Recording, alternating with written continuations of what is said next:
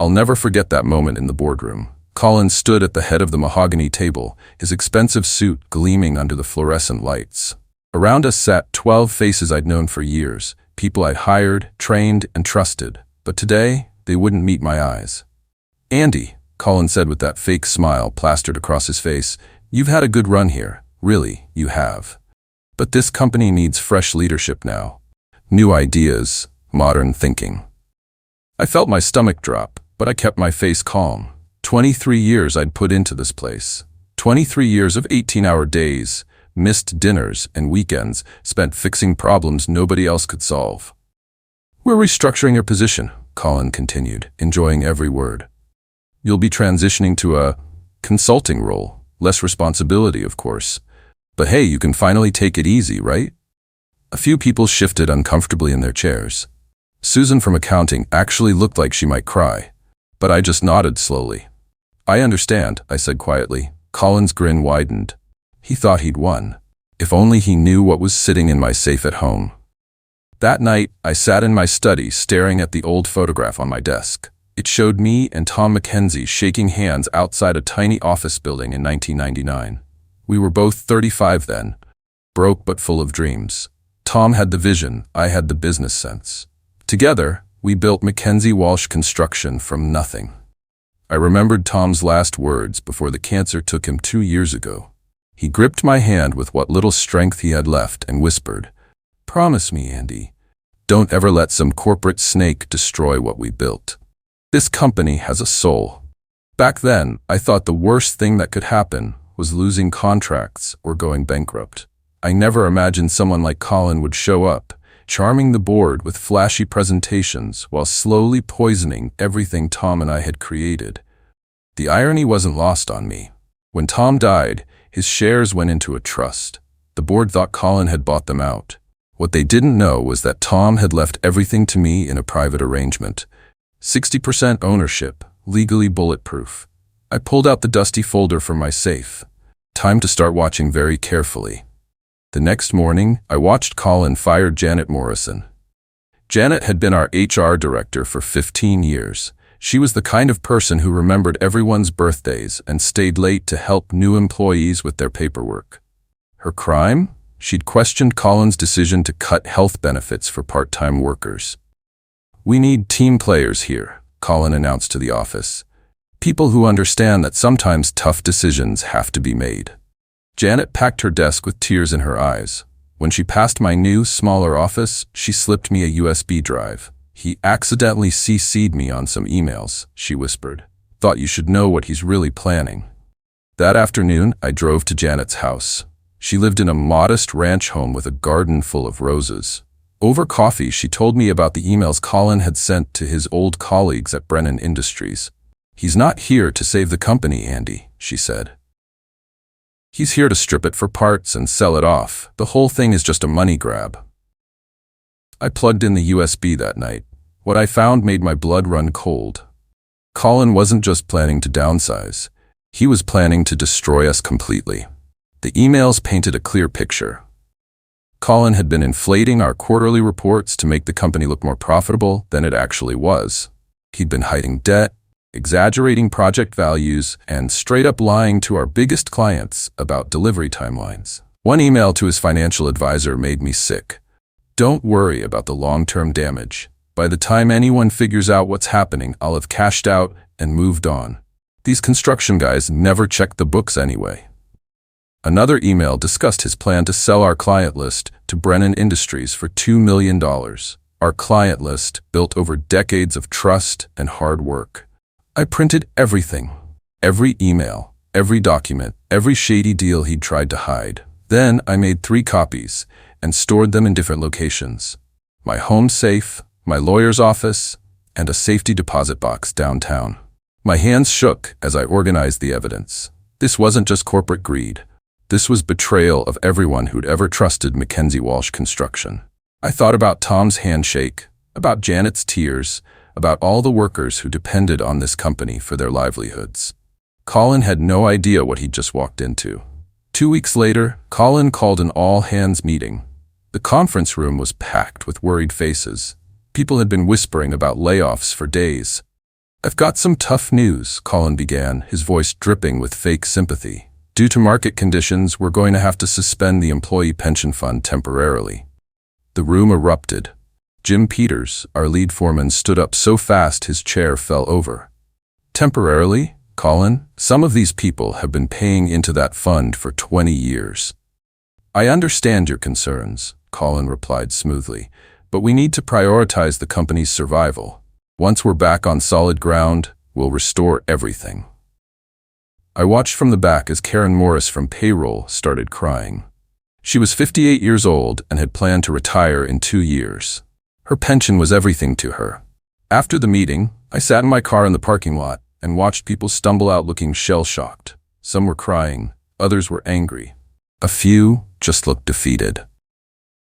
That same evening, I drove past the Hilton downtown. Collin was throwing a cocktail party for investors, complete with champagne and a jazz band. It was time for a little visit. The party was exactly what I'd expected. Collin had rented the penthouse ballroom and filled it with people in expensive suits. Waiters in bow ties carried trays of champagne and fancy appetizers. A pianist played soft jazz in the corner. I walked in wearing my best suit, the one I'd bought for Tom's funeral. Collin spotted me immediately, and his face went white for just a second before he recovered. "Andy," he said loudly, walking over with his arms spread wide. "Everyone, I'd like you to meet Andy Walsh, one of our former executives." The word former hit like a slap, but I smiled calmly. Several investors turned to look at me with polite interest. "Actually," I said, keeping my voice friendly but clear, "I'm still here. Still signing the checks, Collin. Still making sure everything runs smoothly." Collin's smile flickered. "Well, yes, Andy handles some of our administrative duties." "Administrative duties," I repeated, nodding slowly. "That's one way to put it." The investors looked confused. Collin's jaw tightened. "Excuse us," Collin said, grabbing my elbow. "Andy, what exactly are you trying to accomplish here?" I looked him straight in the eye. "Just making sure everyone knows who they're really dealing with." For the first time since he'd arrived, Collin looked genuinely worried. The next few weeks were interesting. Collin started working overtime to charm the board members, taking them out to expensive dinners and golf games. He was building alliances, trying to consolidate power before anyone could question his decisions. I got a call from Harold Brennan, my old lawyer who'd helped Tom and me set up the company structure back in the day. "Andy, I've been hearing some strange rumors about your company," Harold said. "Word is that Collin thinks he can push through a hostile takeover. Does he know about the trust arrangement?" "No," I said, "and I'd like to keep it that way for now." Harold chuckled. "You always were good at chess, Andy. Do you want me to remind him who he's dealing with?" "Not yet," I replied. "Let him think he's winning. The deeper he digs himself in, the harder it'll be to climb out." I could hear Harold smile through the phone. "You know, Tom would have loved this. He always said you were the smartest guy in any room." That night, I sat on my porch with a beer, watching the sunset. Somewhere across town, Collin was probably planning his next move. He had no idea that every step he took was being documented, recorded, and filed away. The trap was setting itself. The new intern's name was Tammy Morris, Karen's daughter, fresh out of college with a business degree. She was nervous, eager to please, and absolutely terrified of Collin after he'd screamed at her for making copies too slowly. I found her crying in the supply closet one afternoon. "Hey there," I said gently. "Rough day?" She looked up with red eyes. "I'm sorry, Mr. Walsh. I know I'm not supposed to be in here. It's just, he's so mean. I don't understand why he hates everyone so much." "He doesn't hate you, Tammy. He's just scared." "Scared? Of what?" I handed her a tissue. "Scared people are dangerous people, but they're also careless. They make mistakes." Tammy became my eyes and ears inside the executive floor. She was smart, observant, and had access to Collin's calendar and phone calls. More importantly, she hated what Collin was doing to her mother and the other employees. Within a week, she'd started secretly recording his phone conversations. The things he said when he thought nobody was listening were even worse than his emails. One recording made my blood boil. "I'll gut this place if I have to. These people are just obstacles to profit. The sooner they understand that, the better." Tammy handed me the recorder with shaking hands. "Is this legal? In this state?" Absolutely. Collin called another staff meeting a month later. This time, he'd prepared a PowerPoint presentation about right-sizing for efficiency. Translation: massive layoffs. The room was packed and tense. People knew bad news was coming. Due to ongoing market pressures, Collin began, clicking through slides full of meaningless corporate buzzwords. We're going to have to reduce our workforce by 30%. Gasps filled the room. 30% meant nearly 40 people would lose their jobs. But, Collin continued with a straight face, management has made some tough sacrifices too. We've had to increase our operational oversight responsibilities to ensure maximum efficiency. I raised my hand from the back. Collin, could you clarify something for me? He looked annoyed. What is it, Andy? Well, you're cutting 40 jobs to save money, but executive payroll is up 40% this year. How does that math work exactly? The room went dead silent. Every head turned to look at Collin, whose face was turning red. That's confidential financial information, Andy, not appropriate for this forum. Confidential? I stood up slowly. From the employees who built this company? Collin's voice got sharp. Security, please escort Mr. Walsh from this meeting. As the security guard awkwardly approached me, I smiled. No problem. I think I've heard enough anyway. The next morning, I found my keycard didn't work. My email had been disabled. My parking pass was canceled. I stood in the lobby, holding my briefcase, watching employees hurry past with their heads down. Some looked embarrassed. Others looked angry. A few mouthed sorry when they thought nobody was looking. But instead of getting upset, I started laughing. The security guard looked at me like I'd lost my mind. You okay, Mr. Walsh? He asked. Never better, Tommy. Never better. I walked 3 blocks down Main Street to the law offices of Brennan & Associates. Harold was waiting for me with a pot of coffee and a knowing smile. I take it Collin's made his move? He asked. He's locked me out of everything, I said. Email, office, parking lot, the works. Harold poured 2 cups of coffee. Well then, I guess it's time to dust off some papers. He pulled out a thick manila folder marked McKenzie-Walsh Trust Documents, Confidential. Shall we remind Mr. Collin who really owns this company? I sipped my coffee and smiled. Not quite yet. Let's see how deep he wants to dig this hole. But I was definitely ready to start digging back. Harold connected me with Marcus Webb, a forensic accountant who specialized in corporate fraud. Within a week, Marcus had conducted a full audit of our finances using my authority as majority owner. The results were worse than I'd imagined. Collin hadn't just been inflating numbers. He'd been stealing. Company credit cards used for personal vacations, expense reports for thousands of dollars in fake client dinners. He'd even bought his girlfriend a car and listed it as a company vehicle. This is textbook embezzlement, Marcus said, sliding the report across his desk. We're talking about at least $300,000 in fraudulent expenses. The audit also revealed that Collin had been underbidding projects to win contracts, then cutting corners on materials and safety to maintain profit margins. It was a recipe for disaster. There's more, Marcus continued. He's been paying himself and 3 other executives bonuses that were never approved by the board. We're talking about another $500,000 in unauthorized compensation. I stared at the numbers, feeling sick. This wasn't just greed, it was criminal. Marcus, I need you to prepare a full report for the district attorney's office. Already working on it, he said. This guy's going to prison, Andy. But first, I had a few more cards to play. The final straw came when Collin announced that his girlfriend, Melissa, was being promoted to vice president of operations. Melissa had worked at the company for exactly 6 weeks. Her previous job was managing a nail salon. The announcement email was a masterpiece of corporate nonsense. Melissa brings fresh perspectives and innovative thinking to our operational challenges. By lunch, 3 department heads had resigned. By 5 o'clock, I had a resignation letter from Sam Rodriguez, our head engineer for 20 years. But Sam also left something else on my desk, a file marked Site 14 Confidential. Site 14 was our biggest current project, a 4-story office building downtown. The file contained inspection reports, material receipts, and safety assessments. What I found made me grab the phone immediately. Collin had substituted cheaper materials without telling the client. He'd used substandard concrete, cut corners on electrical work, and ignored 3 different safety violations that could cause the building to fail. People could die. I called the city building inspector at home that night. "Jim, it's Andy Walsh. I think you needed to take another look at the Meridian building project. Tonight if possible." "What kind of problems are we talking about, Andy?" "The kind that make buildings fall down." The building inspection the next morning was a disaster for Collin. Jim Morrison and his team found 17 safety violations, including structural defects that could have caused a collapse. The project was shut down immediately. The client, Meridian Corporation, was threatening a lawsuit. The city was launching a criminal investigation. Collin tried to blame the engineering team, but the paper trail led straight back to his cost-cutting orders.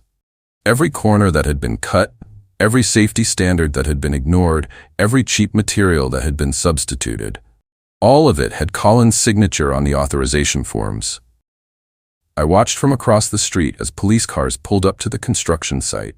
Detective Karen Kim, an old friend from high school, spotted me and walked over. "Andy, please tell me you weren't involved in this mess." "Not in the cover-up," I said. "But I did make the call that got you here." Karen nodded grimly. "We're talking about felony charges here.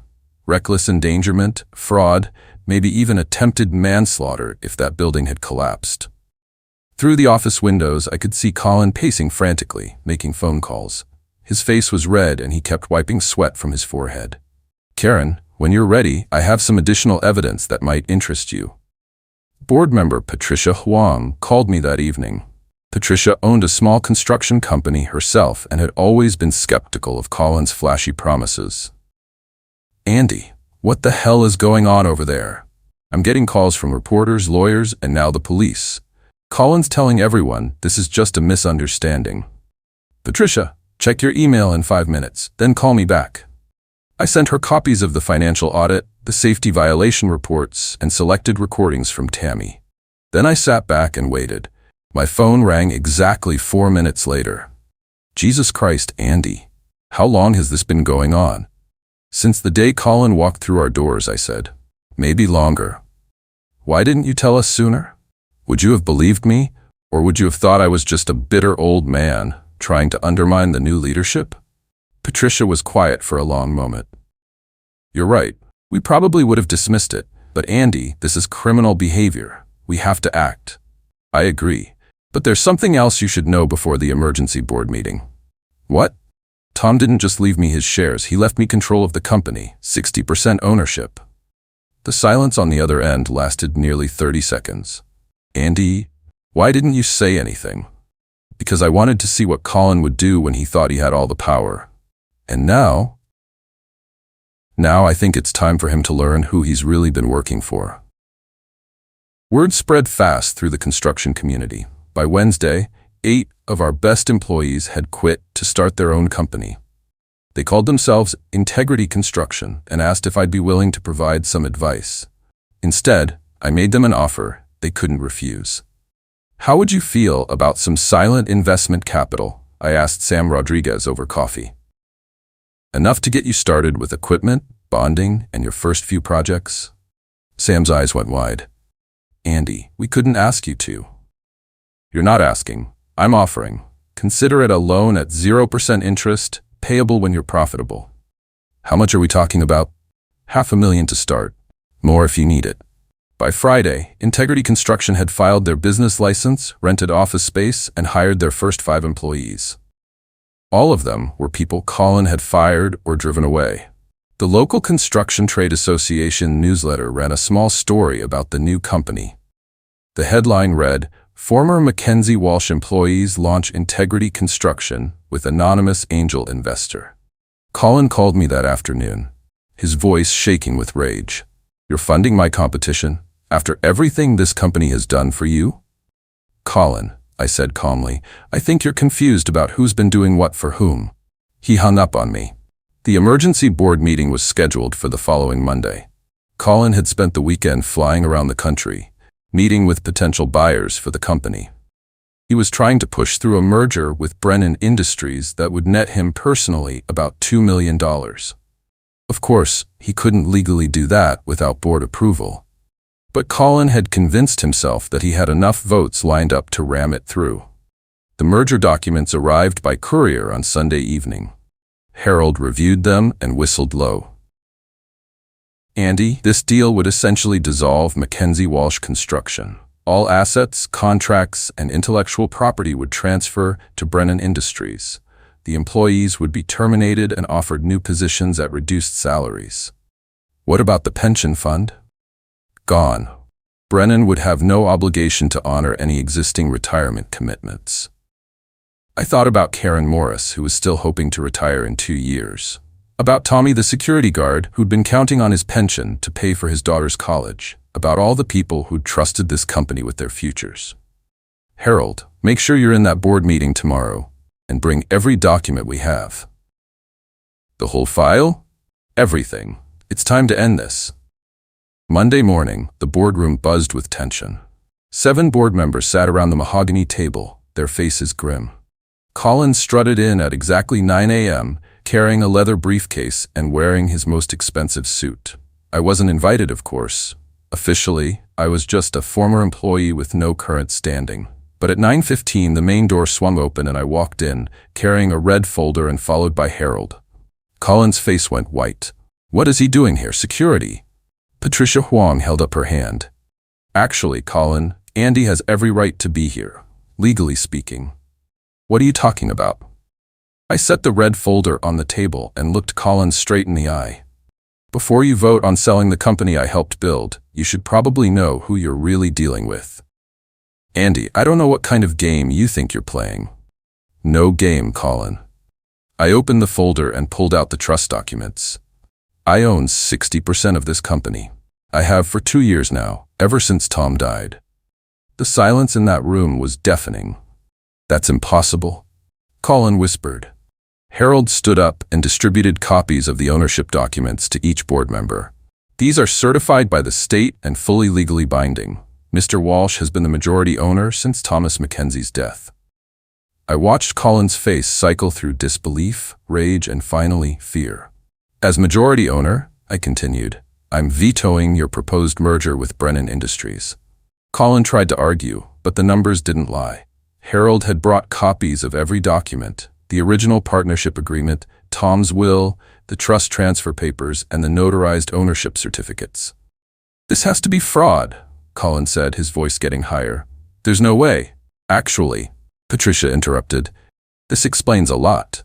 The quarterly reports, the financial discrepancies, the fact that our accounts never seem to match our supposed ownership structure. I pulled out Marcus's audit report and set it on the table.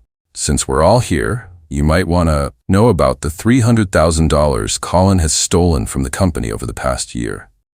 Gasps echoed around the table. That's a lie, Collin shouted, but his face was bright red and sweat was beading on his forehead. I opened to page 12 of the audit. Company credit card used for a vacation to Hawaii. $14,000. Fake expense reports for client dinners that never happened. $37,000. A BMW purchased for your girlfriend and registered as a company vehicle. $52,000. Each item hit like a physical blow. Board members were flipping through their copies, their expressions growing darker with every page.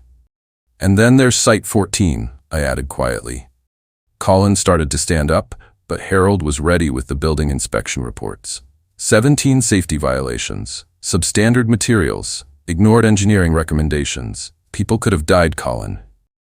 I reached into my jacket and pulled out a sealed envelope. Collin, I think you'll want to read this in private. His hands shook as he took it. Inside were his resignation papers, a non-compete agreement, and a formal notice that the district attorney's office would be receiving copies of all evidence within 24 hours. You set me up, he said, his voice barely a whisper. No, Collin, you did this to yourself. Every lie, every stolen dollar, every safety violation, that was all you. I stood up and looked around the table at the board members. Ladies and gentlemen, effective immediately, Collin Morrison is no longer employed by McKenzie-Walsh Construction. Security will escort him from the building. Collin stared at me with pure hatred. You think you've won? I'll destroy you in court. Collin, I said calmly, you're done talking. He threw the envelope across the room, papers scattering everywhere, and stormed toward the door. At the threshold, he turned back one more time. "This isn't over, Walsh." "Yes," I replied, "it is." The door slammed behind him, and he was gone. The cleanup began immediately. The first thing I did was call an all-hands meeting for that afternoon. Word had already spread through the building that something big had happened.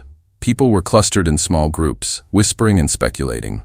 At 3 p.m., I stood in front of the same conference room where Collin had announced the layoffs and benefit cuts.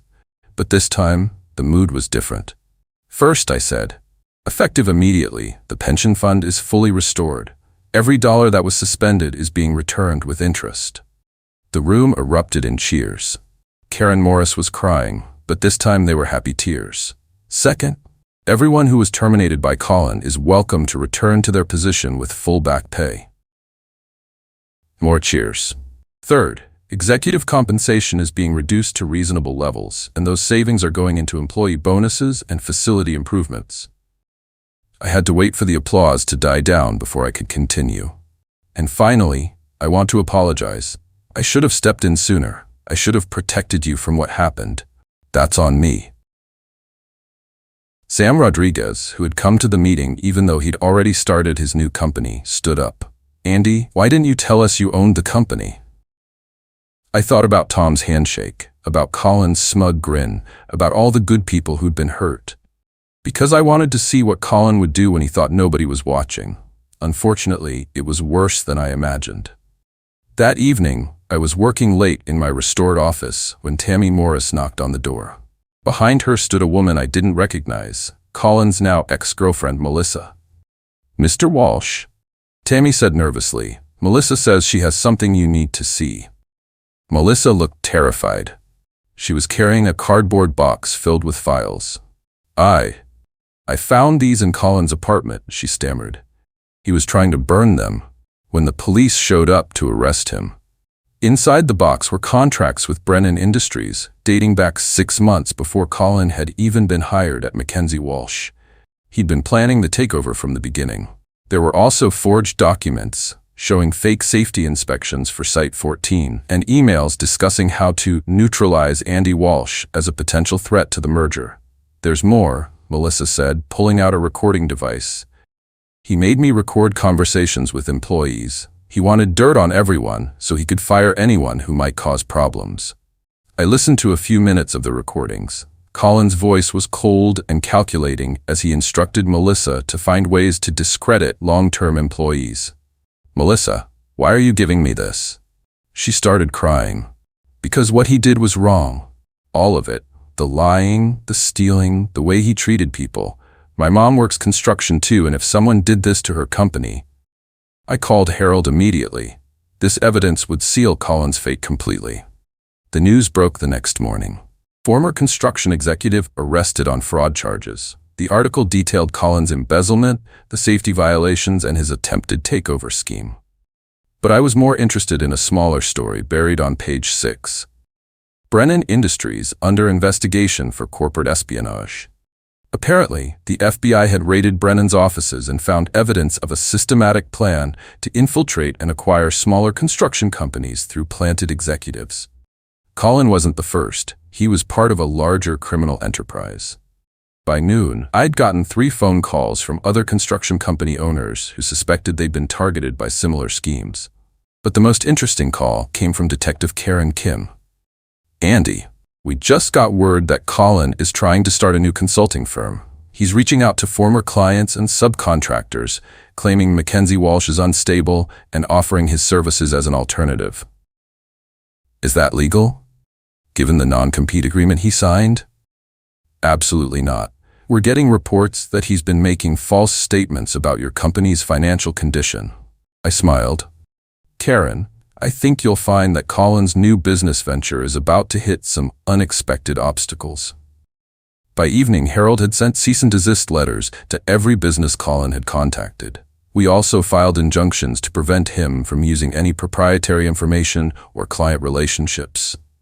Collin's consulting firm lasted exactly 3 days. 2 weeks later, I was reviewing the quarterly budget when Tommy the security guard called upstairs. "Mr. Walsh, there's someone here to see you." says it's important. Who is it? Collin Morrison. I sat back in my chair. After everything that had happened, the arrest, the criminal charges, the restraining orders, he was still trying. Send him up, Tommy, but stay close. 5 minutes later, Collin walked into my office. He looked terrible.